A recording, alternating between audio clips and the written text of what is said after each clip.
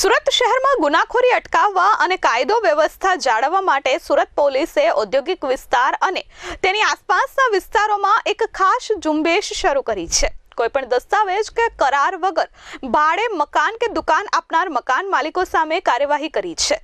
4 દિવસમાં સુરત પોલીસે 74 થી વધુ લોકો સામે પગલાં લીધા છે। સુરત શહેરમાં ગુનાખોરી અટકાવવા અને કાયદો વ્યવસ્થા જાળવવા માટે સુરત પોલીસે ઔદ્યોગિક વિસ્તારો અને તેની આસપાસના વિસ્તારોમાં એક ખાસ ઝુંબેશ શરૂ કરી છે। કોઈપણ દસ્તાવેજ કે કરાર વગર ભાડે મકાન કે દુકાન આપનાર મકાન માલિકો સામે પોલીસે કડક કાર્યવાહી શરૂ કરી છે।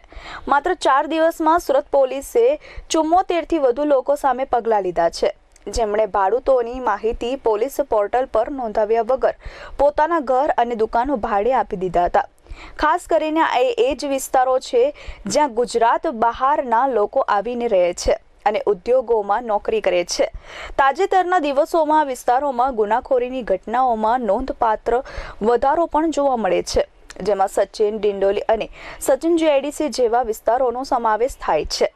સચિન વિસ્તારમાં વેપારી આશિષ રાજપરાની દુકાનમાં લૂંટ બાદ થયેલી હત્યાની ઘટનાને પગલે પોલીસે આ દિશામાં સખત કાર્યવાહી શરૂ કરી દીધી છે।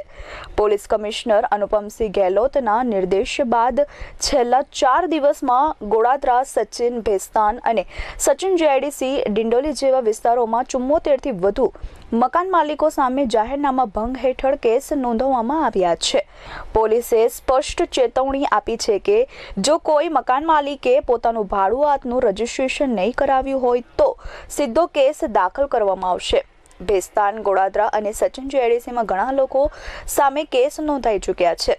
આ ઉપરાંત હવે દરેક દુકાન, મકાન અને બિલ્ડિંગમાં સીસીટીવી કેમેરા લગાવવો અને તેની રેકોર્ડિંગ ઓછામાં ઓછા 30 દિવસ સુધી જાળવી રાખવી પણ ફરજિયાત બનશે।